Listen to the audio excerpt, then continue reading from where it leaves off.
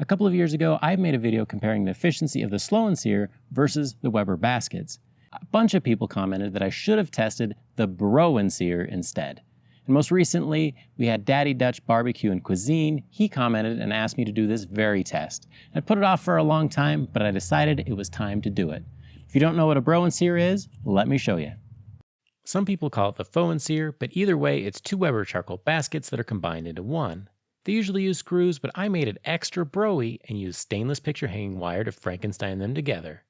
The biggest benefit is you get more than twice the capacity of one basket, and the baskets came with my kettle for free. It's no frills, no built-in water pan, and it's just a basket. I baked some cookies in it first thing, and they didn't burn. I was stoked. I'm not going to show you how to make the Bro N Sear, but there's a great video on Kent's channel that you can check out, and I'll link to that in the description. So with that, I'm going to show you exactly how I set up the test and tried to make it as fair and even as possible. In my last test, I used 100 briquettes, but it was already 4 p.m. and I wanted a quick test. I weighed out the charcoal with 60 briquettes, which was 1,160 grams. I put those in the Bro N Sear and then forgot to tighten one of the legs on the tripod, but managed to save the camera, but not the shot. I weighed out another 1,160 grams of charcoal, so that way both kettles had the exact same weight and potential energy. One thing I noticed was that the Slow N Sear was between half and 2/3 full.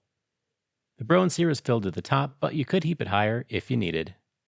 To light the kettles, I used the Weber fire cube, and both were lit within a few seconds of each other. I set up the temperature probes in the same spot on both, 16 wires back from the edge with a fire. If you don't want your probe to pull out, swoop it underneath before you put it in the holder. After 10 minutes or so, I shut the lids and gave them a wiggle just to ensure that both were fully seated. As the temperatures rose, I closed up the vents and tried to set them for 250 degrees Fahrenheit. And I could have made this video 5 hours long. You would be just staring at the kettle, and some people might have enjoyed that. But through the magic of editing, I'll skip over the watching the temps and adjusting the vents to keep them in the range. Just know that I kept the two kettles as evenly as possible without a temperature controller. So this test has been running for about 3 hours. The sun is just starting to set.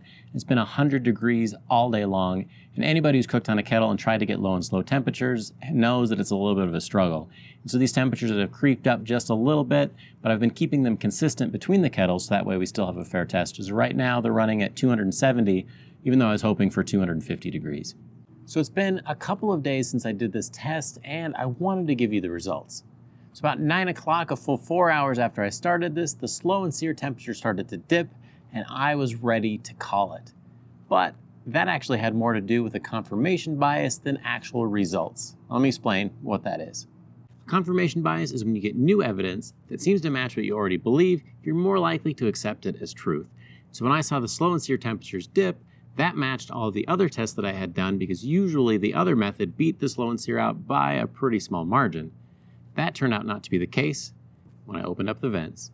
So I opened up the vents up a little bit more and the temperature shot right back up. So it wasn't because the fuel had run out, it was actually because I live in a desert and the temperature dropped really fast, which affected the interior temperature of the kettle as well. So with that, I ran the test for a little bit longer and got the real results. So because of that little mistake at the end, the Slow N Sear temperatures dipped for a little while and conserved fuel while the baskets remained steady. And when I opened up the vents again, the Slow N Sear recovered, but by then the baskets had just about run out of fuel and the temperature dropped for good that time. If I hadn't made that mistake, they probably would have been pretty dead even. And I've done this test now at least 4 times, and it's always been within 15 minutes one way or the other, with the Slow N Sear usually burning out first. Now, is the Slow N Sear more efficient than the baskets? No, and I can explain to you why it really doesn't matter and why I don't want to have to do this test again. Both the Bro N Sear and the Slow N Sear have an air gap surrounding them, and that means you have a lot less heat loss from conduction. Something like the snake method where you build your fire all the way around the perimeter of the inside of the kettle, the fire is always touching the metal and you're going to lose some of that heat through that rather than going into your food. Now, the baskets have a little bit of an advantage over the Slow N Sear as far as efficiency goes because they don't block the radiant heat. That means that more heat will go straight to where that probe is and it'll read higher than it would on the Slow N Sear, but the Slow N Sear has a tendency of cooking a lot more evenly. For me, efficiency isn't a very big deal, it's all about the way that it cooks. So whether you like the Bro N Sear or the Slow N Sear, use whichever one works best for you.